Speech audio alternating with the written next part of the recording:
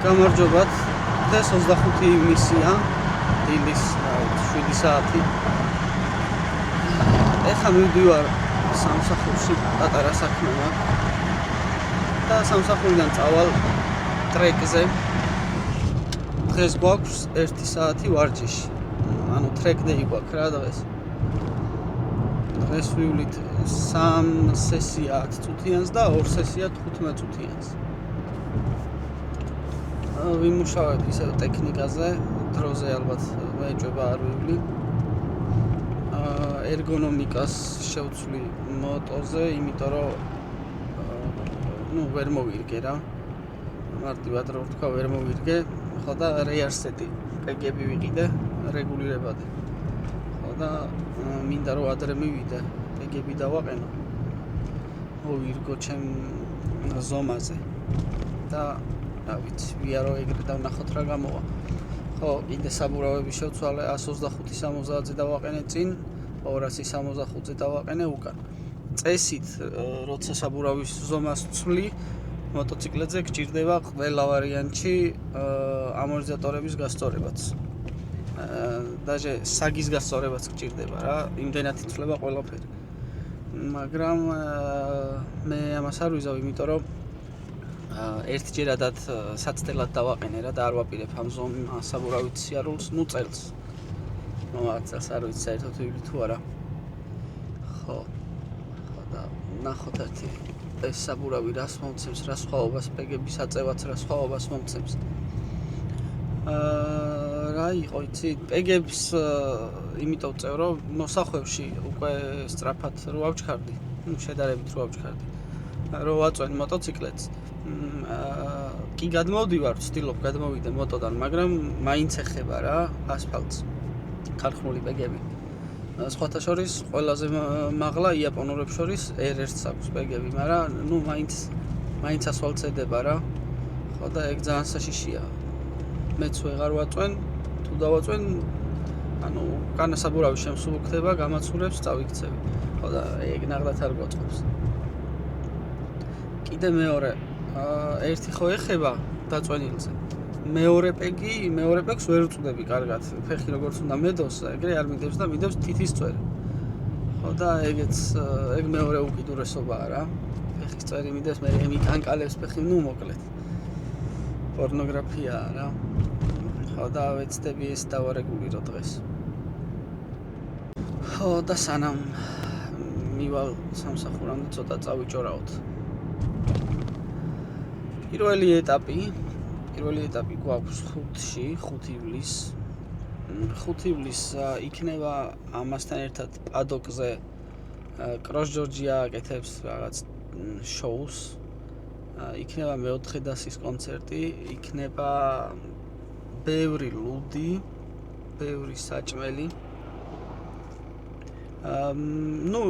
მაგათმა 30 ლარი დადეს ბილეთს და ჩვენი შეჯიბრი უფასოა და აი ეგ არ ვიცი როგორ იქნება შემოსვლა რა, ჯერ არავის არაფერი არ უთქვამს. ხო და ნახოთ. მეორე ეტაპი, რაც შეეხება მეორე ეტაპი იქნება 26-ში ან 29-ში.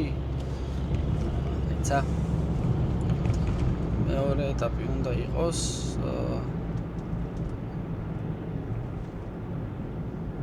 26 ივლის ან 27 ივლის, შაბათ-კვირაა, მოკლედ 26-27. ხო და როგორ იქნება მეორე ეტაპი? მეორე ეტაპი იქნება განსხვავებული. ალბათ შაბათს გვექნება ვარჯიში კვალიფიკაცია და სპრინტი. მოკლე შეჯიბრი 50%, 4-5 წრე ალბათ. და კვირას იქნება უკვე წრიული რბოლა, სადაც მანქანებიც იასპარეზებენ, იმ დღეს იქნება მანქანებიც, ჩვენც ვიქნებით და იქნება სეტანტაზე პირდაპირ ეთერში. მეორე და მესამე ეტაპი იქნება ესეთ ფორმატში. რაც შეეხება პირველ ეტაპს, პირველი ჩვეულებრივად როგორც აქამდე ტარდებოდა, ეგრე იქნება და ერთი დამატებითი ის არის, რომ კროს-ჯორჯია ატარებს ავტოშოუს. და ხალხი ცოტა მეტი ხალხი იქნება. წესით უნდა გავერთოთ რა. ხო, რაც შეეხება საბურავებში ძალიან გვიჭირს, ძალიან გვიჭირს უკვე შევატრიალე საბურავი. მარცხენა მხარე ხო მეტად იწვითება, მეტი მოსახვევია მარცხნივ. ხო და შევატრიალე უკვე საბურავები. ანუ ყველა ეგრე ვართ რა. ხო და რამდენი ივლის შეჯიბს ახალი საბურავით, რამდენი მეორადით ეგ ის არის გასარკვევი და გამოჩნდება. Ну, ყველა ვერ ივლის რა, ახალი საბურავით შეჯიბს ვატყობ ეგეთი სიტუაცია.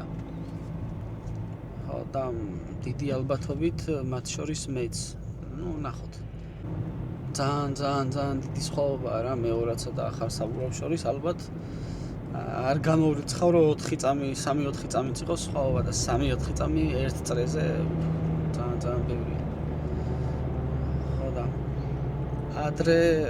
ადრე ძალიან დიდი სხვაობები იყო ხოლმე სტარტის მერე უკვე მეორე-მესამე წრიდან იწელებოდა რა პელეტონი იშლებოდა. ხო და წელს მე ვფიქრობ უკვე უფრო მჭიდრო ბრძოლა უნდა იყოს.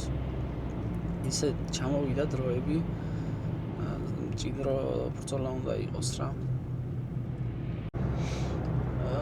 ხო და კიდე ერთი ინფორმაცია უნდა გითხრათ რა, რაც მე ძალიან გამიხარდა. ჩვენი მეგობარია ცხოვრობს ამერიკაში და ყავს R1 ჩემის წინამოდელი, რომელიც 2015-დან 20 წლამდე გამოდიოდა. ეს ბიჭი დადის წრიულზე რა, ამერიკაში, კალიფორნიაში. ხო და იქ იყო Dave Mosiro, ყველასთვის ცნობილი დაკიდების სისტემის ტუნერი. ხო და მოკლედ თავის წონაზე იმ Dave Mosiro-მა და გაუსწორა პადუესკა. ხო და მეთქი ვარ, მაგარია. ხო და ვთხოვე რომ მოდი გეხვეწები შენი სეტაპით ვივლი მეთქი და იმიტომ რომ წონაში პლუს მინუს ჩემი წონის არის რა ეს ბიჭიც. ხო და დავაყენე იმის სეტაპი, შევედი და საშინელება. საშინელება. უკანა საბურავი ციგა სრიალებს ზედმეტად. მუხრუჭზე მომენტალურად წინა საბურავზე ვდგები და წინა საბურავით მივდივარ. უკანა თავის ცხოვრება აქვს და ჰაერშია, საერთოდ არ არის ასფალტზე. მოკლედ გამოვედი, დავაყენე ისევ ჩემი სეტაპი, როგორც მე მაქვს მორგებული, ჩემი გასწორებული. ჯერ არა ვარ იდეალურამდე მისული, მაგრამ მომწონს რა. ცუდი არ არის. ხო და გასწორდა მოტო. ხო და მე ამ ბიჭსაც უთხარი, მოდი ჩემი სეტაპის ცადე მეთქი დააყენა და 10 წამი ჩამოწია. 10 წამი ჩამოწია.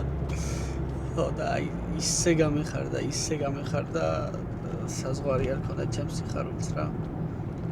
ხო და ასე რომ თავარია ვარჯიში პრაქტიკა.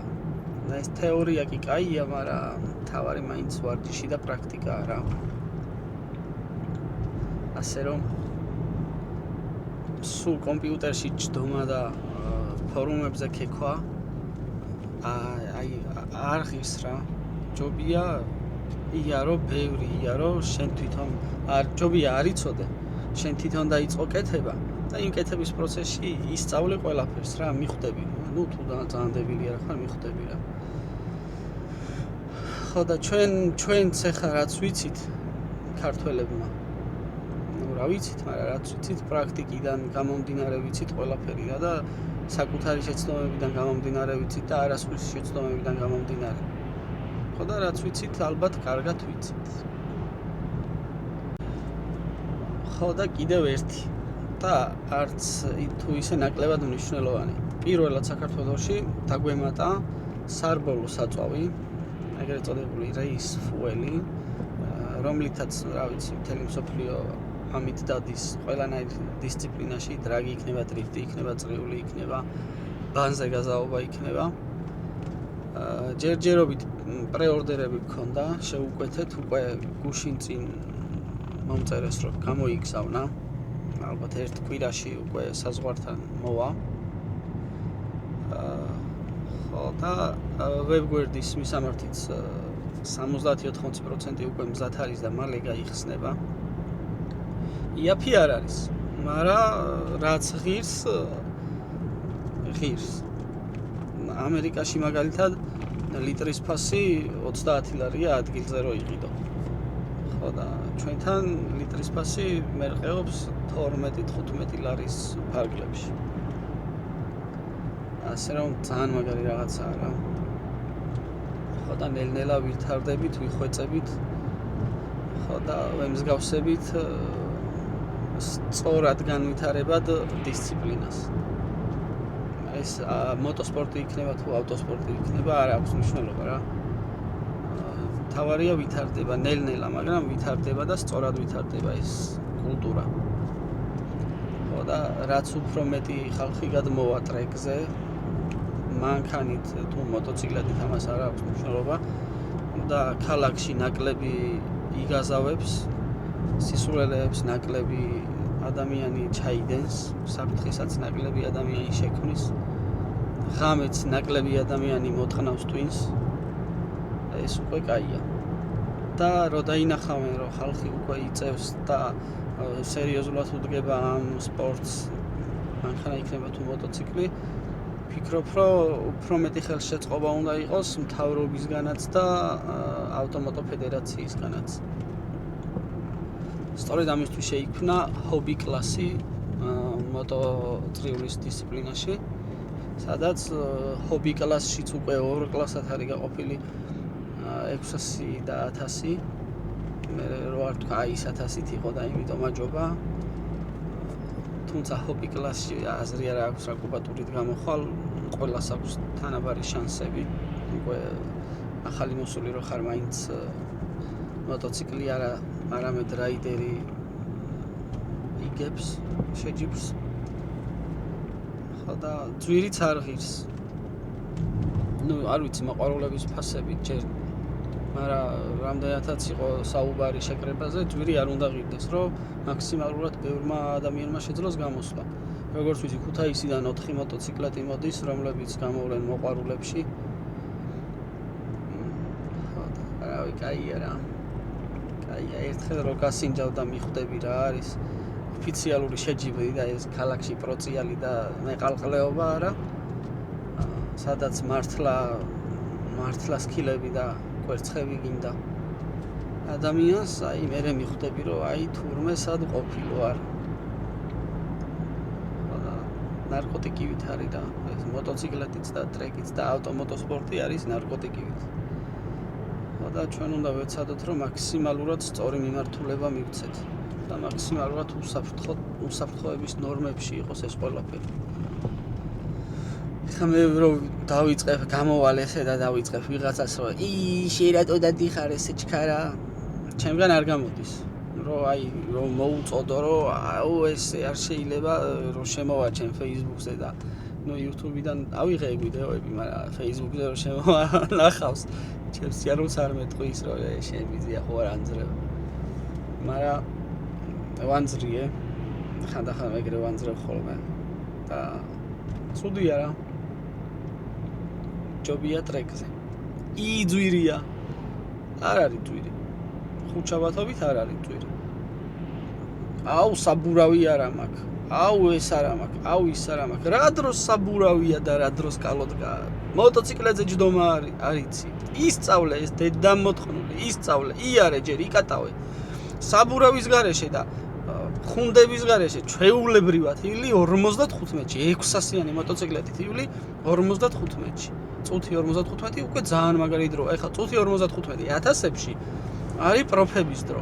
ანუ პროფები, ეგრე გქვია თორე, ჩემი ყლის პროფები ვართ. პროფების დრო არის წუთი 55. თუ წუთი 55-ში იული 2 წრეს ზედიზედ. ანუ შეგიძლია გამოხვიდე პროფებში. ლიტრით და არა 600-ით. 600-იანი კლასი სამწუხაროდ არ არის, მაგრამ რავი რაღაცა იქნება. ხო, ეხლა რატო არ არის 600-იანი კლასი? ბოლოს ძალიან ცოტანი იყვნენ 1000-ები რა, 600-ები ბევრი ვიყავით. საკმაოდ. ხო და დადგა საკითხი, ან 1000-იანი კლასი იყოს, ან 600-იანი. ხო და ერიკამ ჭუჭუ გაწელა როგორ ყოველთვის. აუ 50-ში, 51-ში ვიარეო და 1000-ზე რო დავჯდე, 100 ვიზავო, ვიფრენო რა, ჩემ ყლეს ვიზავ, შეკარგო მოქმო, 100 ვიზავ. ახლიდან სწავლობს ტარებას. ყველაფერს ახლიანად ჩვევა, ტორმუზის წერტილები სხვა აქვს, ტრაექტორია სხვა აქვს, მოკლედ ვაფშე სხვა დინამიკა აქვს რა 1000 და დადის იგივე დროში 1000-ით რითის 600 დადიოდა. ხო და აქედან დასკვნა. მე მგონი ჯობდა ყველა 600 გვეყიდა. ეყიდათ და მარტო 600-იანი კლასი ყოფილიყო. უფრო ბიუჯეტურიც არის. ცვეთა ნაკლები აქვს საბურავს, ხუნდებსაც ნაკლები აქვს ცვეთა. დაიმტრევი იაფია ნაწილები. ეხა 1000-ზე კიდე ბიზნესია რა. ხო, ეს პროფებში. რაც შეეხება მოყვარულებს, აი ქუჩიდან მოსულ სასტავს. ყველა ერთმანეთს ვეხმარებით რა, ეგეთი სიტუაცია, ყველას ვასწავლით. ეხა საზღვარგარეთ ვინ გეტყვის, რომ აი მოდი ჩემი სეტაპი დააყენე და სცადე. აუ, ეგეთი რამე არ არსებობს. იქ რო ვიყავი შეჯიბრზე, მოსკოვში რო ვიყავი შეჯიბრზე, ერთს ვეკითხები რაღაცას და აუ მეო არ ვიციო, მეო მრბოლელი ვარო. ეგეთ რაღაცები მეო არ ვიციო, რაღაც ვეკითხებოდი რა, ელემენტარულს. შენ რანაირად გაქვს მეთქი. ჩემნაირი მოტო ყავდა. მოკლედ რა. სანამ ესეთი სიტუაცია საქართველოში და სანამ ასე თუ ისე პლუს მინუს ბოღმა და შური არ არის ამ სფეროში და ამ სიტუაციაში ჯერჯერობით კარგია რა. არც ისეთი კონკურენცია, რომ ვერ მოვიგებ და ხო, ჩვენ ხო ეგ გვჭირს, რომ აი მე ვერ მოვიგებ და აი შევრცხვები და რატო გამოვიდე და აი მე გამოდი მოყვარულებში, გამოდი ეგ დედამოტყნური. თან სტარტი არ არის. არის თაიმათაკი სათითაოდ გადიხართ 30-30 წამის ინტერვალით. არც გადასწრება არაფერი არ არის და უბრალოდ დროს აფიქსირებ და ერთი ეს შეჯიბრი ეს თაიმათაკი მოყვარულების უდრის აი 10 ვარჯიშს დაჟე მეტია რა 10 ვარჯიშზე მეტია ისე მუშაობს გონება ტვინი და ფსიქოლოგიურად ისე ხარ რომ აი მაინც ჭყალებში შეჯიბრის ის როა ფორმატი აი ძალიან ბევრს ნიშნავს რა ამას რო ვიძახი არავინ არ მიჯერებს მაგრამ თითო თაიმათაკი მოყვარულებში რო გამოხვიდე იასპარეზო ჯობია მინიმუმ 10-15 ვარჯიშს რა ხო და ასე რომ მოდით იქ არავინ არ შეგჭამთ და არავინ არ დაგცინებთ აუ ეს ვერ დადის და ეგეთი რამე ჯერჯერობით არ არის და მე რა როგორ იქნება არ ვიცი ეხა ჩვენ ვინც ვართ ეგეთი იქ არავინ არა ვართ ყველა მეგრე დავიწყეთ მე ხო მაქვს ის ვიდეოები თავიდან ჯერანაირად ვსივარ ჯერა მოტოციკლეტით ვარ მაგრამ მე რა ყველა ოდესღაც საიდანღაც დაიწყო ეგ არ არის დასაცინი და არ ტეხავს просто ამათ უტყდებათ რომ აი იქ რო ბლატაობენ კოფეინთან და ვენდისთან რომ აუ მე ისე და ერთხელ სხვათა შორის რაღაცა იყო რა ნუ მოკლედ 2015-ში შეჯიბრი იყო ხო და ერთი ეკითხება მეორეს რა ჩვენ მრბოლელებიც იქ ვიდექით გამომსვლელები და ჩვენ გასაგონად ეკითხება მეორეს შენ რატო არ გამოდიხარო რა და აუ ბიჭო მე რო გამოვიდე მე ესენი ცოდოები არიანო შეყლეო შენ აი ეგეთი სასტავიც არის რა ხო და ჩვენ ეგეთები არა ვართ მოდით ვისწავლოთ ეხა ხუჩაბაცაც პიტბაიკით კარტინგის ტრასაზე უნდა შევიდე ცოტა დავხვეწო რაღაცა პატარა სკილუნიები არც ეგ არ ტეხავს ეკიპირებით რომ პატარა ყლეობა მოტოციკლეტზე ზიხარ და ტი და დადიხარ ეგ არ ტეხავს იცი რა მაგრად გავარჯიშებს და ბევრ რაღაცას სწავლობ ტექნიკის მხრივ ძალიან ხო და короче ჩვენთან ძალიან კაია რა ძალიან კაი სიტუაცია რაც მთავარია შეგიძლია ეკიპირება დატოვო რო არა თრიო თუ ერთი მოტოციკლეტი ყავს და ერთი მოტოთი მოძრაობ და იქ არ გიყენია ბოქსში ეკიპირების დატოვებაც შეგიძლია მოტოციკლეტის დატოვებაც შეგიძლია დიდი მადლობა ტრანსპორტერს ამ შესაძლებლობის გამო აი ძალიან დიდი ტვირთი მოგვიხსნა სოყელას ძალიან ბევრს ნიშნავს რა რომ აი ამ სიცხეში არ მიდიხარ ეკიპირება ჩაცმული არ დუღდები გზაში რომ ჩახვალ უკვე 50% ხარ იმისი რაც შეგიძლია გადაღლილი ეგეთი რამე არ არის იქ დატოვებ ეკიპირებას კულტურულად მიხვალ შეგიძლია მოტოციკლეტიც დატოვო მანქანით მიხვიდე იარო წამოხვიდე მოკლედ ყველანაირი კომფორტი არა, მაგრამ ვცდილობთ, რომ ყველანაირი კომფორტი იყოს შექმნილი რა და ამისთვის ყველა გვეხმარება, ტრეკიც გვეხმარება, ტრანსპორტერიც გვეხმარება, ფედერაციაც გვეხმარება და გვეხმარება. და რაც უფრო მეტი ხალხი წამოვა ქალაქიდან და ახლა ავტობანს არ გავწვდები, მაგრამ აი ქალაქის გაზაობები და რაც უფრო მეტი ხალხი წამოვა, ძალიან მაგარი იქნება. ავტობანზე ვიც გაზაობს, ხამე წეროვანში ვერაფერს ვერ ვიტყვი, იმიტომ რომ მე თუ გაზაობ ხოლმე კაცო, ხა ის ხო არ არის. იმ ტრეკზე იარი გარითარია რომ რაღაც ბანზე გადი ჩააჭირე მაგადედაც მეთქვა. ხო, ქალაქში არის გაზაობთ რა, ძალიან ეცადეთ თორე. განსაკუთრებით ღამით, თორე ხო ხედავთ რეები ხდება უკვე. მერე შემოიღებენ დეციბელები, ანუ ხმაურიან გამშვებ სისტემაზე იქნება ჯარიმები ან აკრძალავენ. როგორც უკვე საზღვარგარეთაც არის სხვებმა არ გაიგო. ხო და მე უკვე მართლა სხვა გზა არ გექნება რა, გინდა არ გინდა მოხვალ. და ეგრე წავედი ხა სამსახურში რამდენი ვილაპარაკი რა, ვიფოდიალე რაღაცები. რა ამოჭრის ამდენყლეობას. წავედი სამსახურში დავაწყებინო საქმე და გადავალ ტრეკზე. მოკლედ დღეს მოვედი ტრეკზე, ვიარე მხოლოდ ერთი სესია 10 წუთი.